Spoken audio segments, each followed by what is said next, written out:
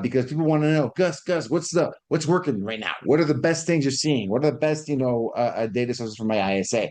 And I think it's really helpful if we distinguish between the two main roles an ISA can have. I always find that helpful when we're discussing, these kinds of things. We can talk about outbound prospecting, cold calling. That's one area of you can get a bunch of data sources there. There's many, many, many, many. And on the inbound side, there's inbound internet leads you buy off the web, and that's usually going to be coming off of Facebook, Google pay-per-click, Google SEO, like optimization of your website, and then there's other companies that resell the same leads, right?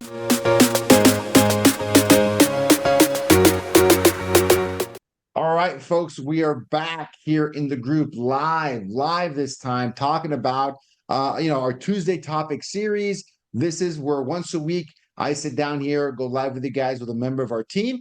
Today we have Timo. He is part of our client care team, and he's been in ISA. He's done a lot of client management, a lot of campaign management.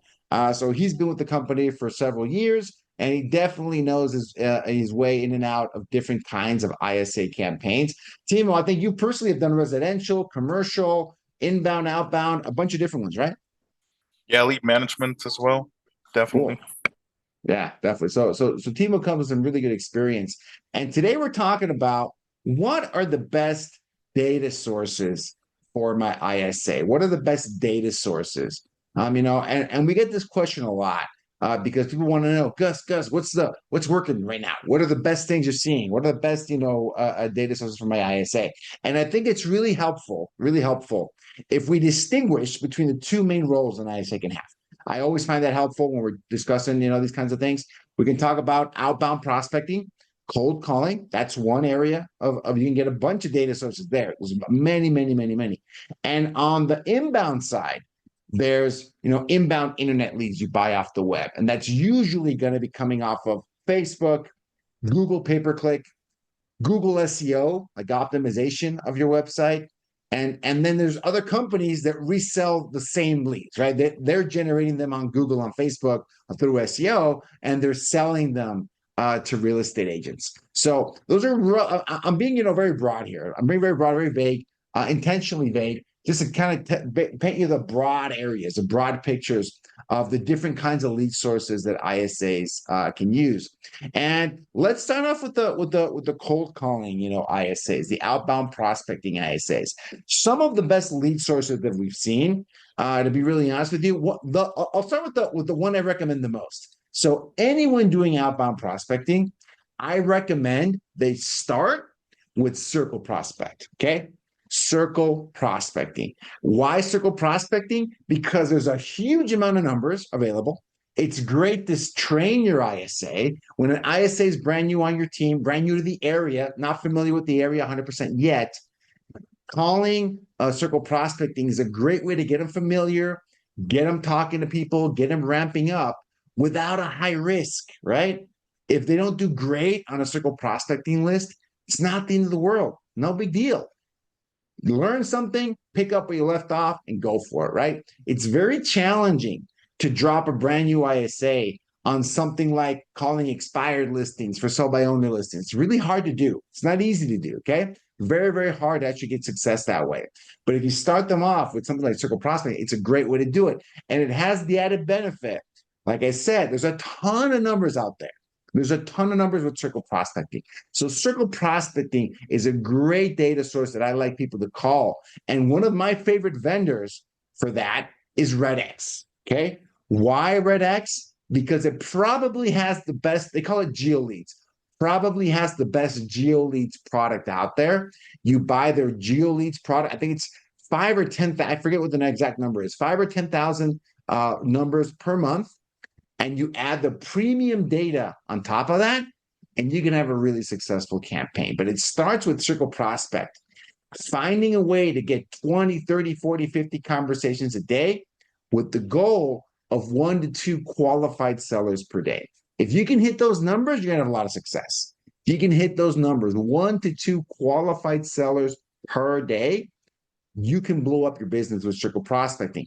But it definitely takes, it's not easy. It takes time, it takes a lot of time, and it should always be in your back pocket because any ISA can do this. This is the first script we would teach our ISAs in our physical call center. This is the first thing we would train them on. Circle prospect, because it's very easy to teach someone that script, and it's all about the reps. Making calls, making calls, making calls. What do you think about circle prospect, Timo? I think it's definitely a great tool to, to generate leads, just like you mentioned. And I think there's two aspects to it. There's one, that you mentioned, it's great for the ICs to get started with, because I would consider it's the most quote unquote difficult, you could say. You're calling people just out of the blue, just checking if they're interested or not. And from there, you have to, let's say, work your way into qualifying them. But I think that's a great tool of getting them started because they get used to the phone calls, they get used to, rejection, which you tend to get less in other types of leads. So it's definitely great. But it's also pretty good for because I also had some clients encounter this issue. Like, hey, you know what? I don't have enough work for my agent right now. What should I do for my I'm sorry, for my ISA? So circle prospecting to use as a filler and also as a it's another means of generating leads in the end. It's definitely a great option as well, not just for getting started, but also let's say you have some limited lists of expired leads, some for sale by owners, etc. And let's say you come to a point where you run out for now, just doing circle prospecting in the meantime, it's going to be a great alternative as well. Yeah, 100%. You're right. And I see a really common setup, or like you mentioned, people kind of combine these things. They use them as to fill up the time, make sure that the ISA always has something to call. I see a very common setup where ISA is doing like inbound Facebook or Google leads a part of the day. They're doing brand new leads, they're doing follow-ups, they're calling the pond, and the rest of the day they're doing circle. They're doing circle prospecting around the just listed, the just sold for the team. They're doing it around an open house. They're doing it around an area where they have a lot of buyer leads, right? They got a lot of buyers. Call those neighborhoods and to let them know, hey, we have like 15, 20 buyers in our CRM looking for homes in this area. And it's a great way to complement things, right? Right. It doesn't have to be one or the other. Circle prospecting is one of those kinds of cold calling that I think anyone can do, right? And a little anecdote, that's the kind of calling I did the most when I was an active agent by far. It was old expireds and it was circle prospect. Always my favorite go-tos because number one, for me, was an easier call for me to make. It was an easier call for me to make. And if I did it, and I would do it just at a high level, kept doing it, kept doing it, kept doing it. Whatever you stick to the most is going to work, right? So for me, it was circle prospecting because I just felt that it was just better for me to connect with people. I've always been good at connecting with people I don't know. So it was, I'm a good conversationalist. So it was easy for me to have a conversation with folks. Not everyone was always happy about those calls. But for me, the mental issue was calling expired, like brand new expired, brand new FISBO. People could be, again, this is my mental model. I'm thinking, you know what, those calls just seem harder, right? And these calls for me, they seemed easier. Even though you have to go through a lot of them, right, to find those potential sellers because you're calling them out of the blue. Expired and for sale by owner, they have a lot of intent, right? And those are great lead sources if you know how to use them and if your ISA is progressing, I think, right? Because I think every ISA should progress into expired and visible. We talk about those. Actually, I don't want to go into expired and visible before I talk about a very effective, but oftentimes underutilized lead source, data source, which are absentee owners. Okay. Absentee owners. Folks, if you have not called absentee owners, they are another very plentiful lead source. In any zip code in the US, you can find thousands of absentee owners. Absentee owner just means the person that's the owner of the property has a different mailing address than the actual property. That's like the technical definition of absentee owner. The owner of the property doesn't live there. They live somewhere else. It could be down the street, same city, same county, same state, or another state, another country, actually. Okay. So they're not living there. So they're technically like an investor, right? They've got that property. They might be renting it out. They might be, looking to do something else with it. They might have inherited the property. It might be idle, doing nothing for them, right?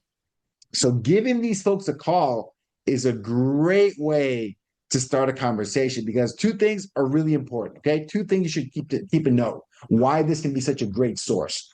Number one, 2024, Timo, I don't know if you knew this. in the US, we're about to get the largest increase in housing units for rent ever. Okay. Let me say that again. It is the largest increase ever in available units to rent, apartments, homes, everything, right? So, what does that mean? As a landlord, that's not good news, right? Because the more it's a competition, it's a lot of competition. And I saw this already in Seattle. I have a home that I rent in Seattle, and when I try to like raise the rent, they're like, I did a comparison. I did what every typical owner was going to do. I looked around my neighborhood, that area. I saw the available inventory, and they were brand new condos a couple miles from my home for rent at the same price, basically, right? So same amount of bedrooms, same amount of baths, a little bit smaller square footage, same price, brand new, brand new. And I have a feeling a lot of homeowners are going to run into the exact same issue over the next few months, over the next couple of years. Okay. What does that mean? It means if landlords are stuck and they don't want to keep doing this, they don't want to see their rents stay the same or go down, right? They're going to want to sell. And whoever reaches out and starts building that relationship right now can reap those rewards and help them get out from under that property and get a new property, diversify into another investment, whatever. Okay. So absentee owners is another one that I love. I'm really high on, and I think everyone should give it a try. And I think it's a progression. Circle prospect, absentee owners, a similar level of difficulty. And then it brings me into my third recommendation, right? And these are old expireds, right? Old expireds. Now, why? Why do I think that old expireds are a great opportunity right now, particularly because of one big factor? Okay, guys, we're recording this March of 2024. In the U.S., the market peaked as a country. The real estate market peaked at about May, June of 2022. Okay. What does that mean? That overall prices in the US have hit a high in that summer and they kind of went down. Okay. Not in all markets. That's true. Not at the same rate. That's also true. Some markets have picked up since then. That's also true. But as a country, that's still the peak that we saw recently. Okay. So a lot of people wanted to sell their home and they feel like they missed that peak. They missed those prices, especially about a year ago, Timo. A year ago, people were hurting, right? Prices had gone up, blah, blah, blah, and suddenly they stopped, and they might be going down a little bit, and then a little bit more, and then interest rates started to go up last year, and it was crazy. It was not great for a lot of sellers. A lot of sellers weren't able to sell their home last year, much more than in years prior, okay? What does that mean? It means they might be still motivated to sell their property. So if it were me, I would be calling up expireds that are a month old, up to a year and a half, up to maybe even almost 2 years at this point. Okay.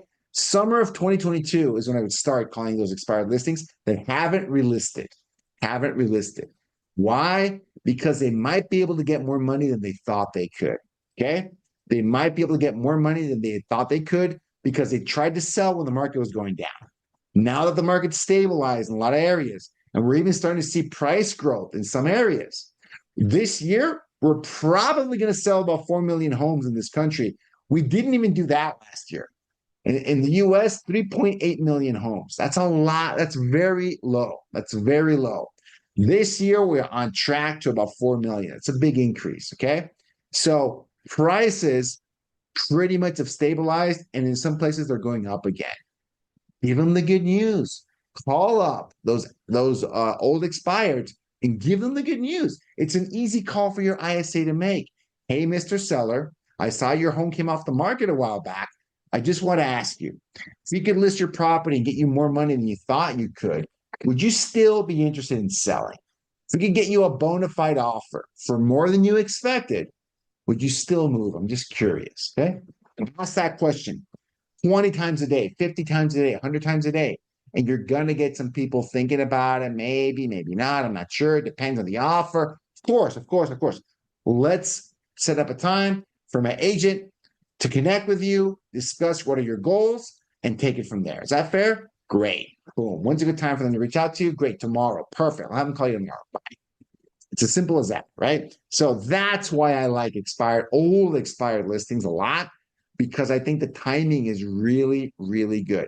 Timo, what are your thoughts either on absentees or when you're calling the old expireds? Go for it. They're really good. Though I would say for the older expireds, I mean, it's also very, very, let's say, well, you're gonna have to be very patient with those as well, because Yeah. it's a little harder to reach them many Yeah. times. Other times, they're just gonna say, you know what, no, I'm not selling. Again, like this can be worked on, right? You can definitely negotiate with them. You can tell them, hey, you know what, just show them the value of selling now as opposed to selling back then, like in 2022 when everything was a lot more difficult, especially for sellers. They're definitely good. Absentees as well. I've seen very few agents taking advantage of that. And as you can, Isn't that right? Very yeah, few, not many, not many. and as you were saying, there's going to be a lot of market for that this year. So I mean, that will be also a great way of increasing your database. And also, not many agents. I don't see a lot of agents that taking advantage of their listings. You can definitely, you don't like, of course, going to through a system to get your source right, to get your database is always good, but also taking advantage of what you already have and let's say generate more business with the business you have is always That a is a great real, option as well. you're right. And I didn't even talk about that, Timo. That's such a good point. Let's take it a step back, right? Because we talked about outbound and inbound. A lot of agents already have a bunch of leads in their database. A lot of them, right? They've got hundreds, some of them even have thousands of old internet leads, nurtures from cold calling. They've got people in the database that are just sleeping there, dormant. They're not actively being followed up with for many reasons. Okay. I agree with you, Timo. I would put that up there with Circle Prospect. That's the first thing you should do. That's the first list you have your ISA call because you've already paid for those leads. You've already bought those leads. Okay. The money's already been invested. Now it's time to what we call do a rekindling campaign. Rekindle that database. That's what you need to be doing. And that's honestly the first thing your ISA should do. I love putting ISAs on old internet leads and that Circle Prospect because, like I said, it gets them familiar with the area, gets them familiar with the script, gets them familiar with the team. There's a lot of really good things that happen when you've got people calling those lists. And anything you can get from that is gravy. Everything you can get is like a cherry on top. There's a lot of things already happening that are good in the training process and the onboarding process. Getting solid hand raisers, live transfers, appointments, or just seller nurtures is even better. I like it. Absolutely. And also, I've noticed that, well, in the experience I've had with our clients, some of them, they already have listings. They already have, let's say, properties on sale from their clients. So they can also, just try to circle prospect around those. Like I haven't seen 100%. many of our clients taking advantage of that. And that also can bring them a lot of business. Yeah. Yeah, 100%. And you're right because if you have a listing, use that. I heard a saying, and I forget who I heard this from, but I think it was true. Every listing should generate two transactions for you. If you're marketing it properly, right? If you're using it properly, it should generate another listing and it should generate a qualified buyer for your team if you're doing it the right way. And of course, this involves circle prospecting. It can also involve open houses, door knocking, all these things. But circle prospecting is an amazing one. And I remember I did an interview a couple months ago with an amazing real estate agent, Payson Robertson, out of Palm Springs, California, and he would combine both. Timo actually, he would sit him and his team. I think at the time he had like 2 or 3 people. Now I think he has 10 people on his team. They would sit an open house every single day. Not on Saturday, Sunday, 2 p.m. No, no. Every single day, his team would sit in open house 2 to 3 hours a day. And if they didn't have anybody coming through the open house, they'd be dialing Mojo and doing circle prospect. That's around the open Right. house. That's what Yeah. they would do every single day. So if they're not generating leads by sitting the open house, they're generating leads by calling and doing circle prospecting around that open house, right? And just before people ask the question, the obvious thing, those were not his listings, right? No one has enough. Well, most agents don't have enough listings to sit an open house every single day, but he would just ask. He'd ask other agents, "Can I hold this house open?" And he would hold the same house open. I think his record was, I think like 30 days or 60 days, right? The listing had been live for several months and he was still holding it open a few times a week, right? Because it was a great lead magnet. People would come through the door. It wouldn't get sold. There was something about the home that people didn't like, but it was great at getting people's attention, So yes, Timo, whoever has the listings gets the buyer's attention. Use it. 100%. And my personal favorite is, let's say you don't have any listings. Okay. You don't have any listings. Okay. Well, now, Gus, how can I call these people? How can I circle prospect if I don't have any listings? Doesn't matter. We have a variation of that circle prospecting script, which we call this a geofarming script. Geofarm. Pick an area, draw a circle around it, call them, right? Make calls to that area and just use a typical I have a buyer script. Okay. Look in your CRM, look at the last, 10 buyers, whatever you're looking in, and say, hey, I've got 10 buyers looking in this area. I'm trying to find inventory for my buyers. Who do you know that might be thinking of selling? It's a great, because the script usually goes, hey, we have a lot of interest in this area. We have a lot of buyers. You can be specific. I have 10 buyers actively looking for homes in this area, in this neighborhood, in this part of town. Help me out. Who might be thinking of selling? I go for it, right? 100%. It's all about creating demand. Right? So use your own listings to do that 100%. So to wrap it up, I want to talk a little bit about inbound leads, Timo. Inbound leads. And we're basically talking about online marketing. Okay. Right. Online marketing. And there's a big debate in the real estate industry right now. And it mainly centers around which leads are better. Is it Google pay-per-click or is it inbound Facebook leads? From my perspective, and I've seen numbers. I've seen the numbers on conversion rate. Okay. I've seen the numbers on conversion rate. And yes, I definitely have seen Google pay-per-click convert better. I've seen Google pay-per-click convert better because yes, there's typically more intent behind those leads. I'm not going to disagree with that. But when you look at our, not just conversion rate, because those leads are also more expensive because of the same reason. They typically have more intent, but they're more expensive to generate. And it can be 2 to 3 or 4 times more expensive than your typical Facebook lead. Okay. So if you're going to have like half a percentage point less conversion rate, but it costs 25% of the other price, like 75% less, then that's a very different argument, right? Because I have seen Facebook ads, they can have a higher ROI than Google. And here's the kicker. Here's a punchline, Timo.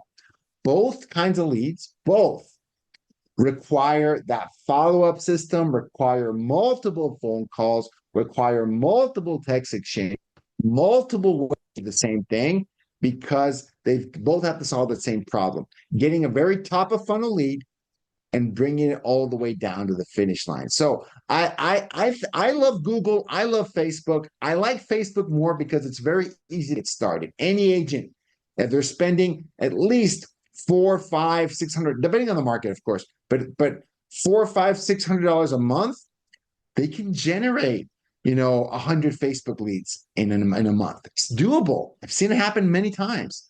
And when you're talking about conversion rates that are 1%, whoever can get you to 100 leads first, the fastest, I think wins, right? So that's my kind of theory when it comes to inbound internet leads. What are you seeing out there, Timo? Any recommendations on great sources for internet leads?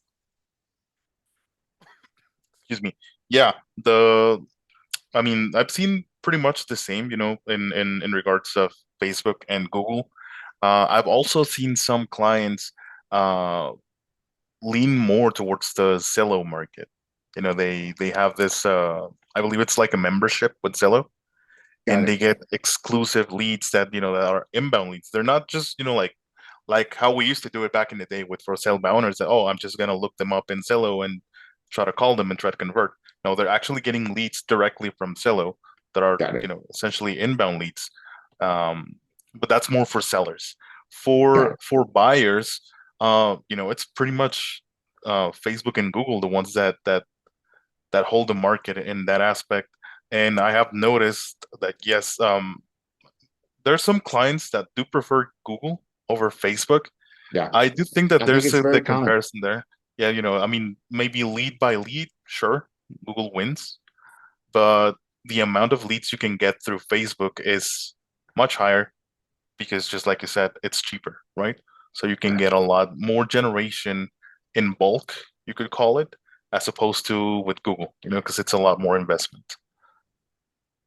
100%, 100%. Yeah, and and this is not a I'm not saying this is like a done deal. I definitely see a lot of the larger teams. They spend their number one lead source is Google pay per click, right? They figured it out. It has a really good ROI for them. It's more expensive. It takes much more money to do than Facebook, but they found a way to make it work. I was just seeing an interview today, with one of the agents from Lucido Global, one of the biggest teams in the U.S. And they're all about Google, and they do all of them, right? They do Zillow, but the highest ROI they were getting was from Google. And so at the end of the day, it's all about that ROI. But you're not going to get any ROI from either Google or Facebook without that solid follow-up plan, scripting, watching that conversion rate. Otherwise, it's not going to work for you ever, right? Ever, ever, ever, ever. So you got to make sure we don't understand that. People just make sure that that's the difference. That's the X factor. You can be successful with both Facebook and Google. And this team, Lucido Global, they had multiple ROI from both Facebook and Google. Google happened to be higher for them.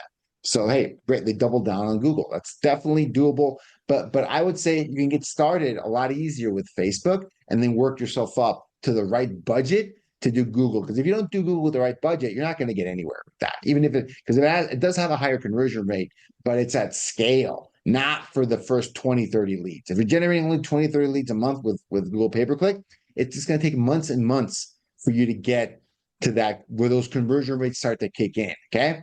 And that's why that is ultimately the reason that I kind of prefer Facebook in that sense. All right, cool. All right, Timo, that's what I got, man. I think it's been a really, really good chat. It's always good talking shop with someone that knows what they're talking about. So, Timo, appreciate you, man. I'll see you on the next one. This is you've done a few of these already, right? So I'll see you on the next one, on the next interesting topic for the folks that are interested in this whole wild world of ISAs for real estate. All right. Absolutely. Thank you, Gus. All right. Thanks, everybody. See you on the next one.